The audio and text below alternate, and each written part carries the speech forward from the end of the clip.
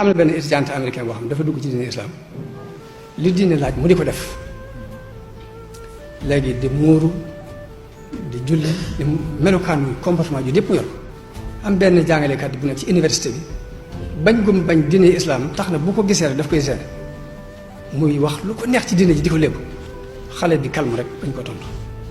du ko tontu ba mu demee dem mënul ci moom dara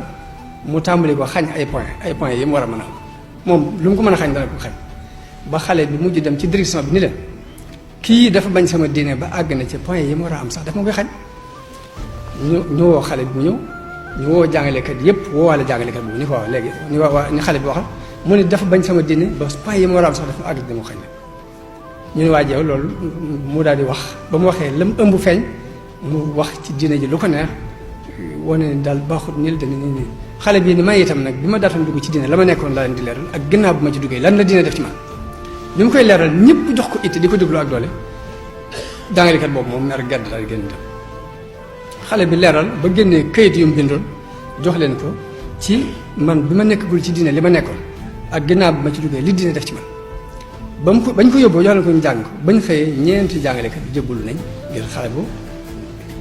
moo lay xamal ni xaal bi bu àndeek xam-xam rek lu ne war naa mën a jàll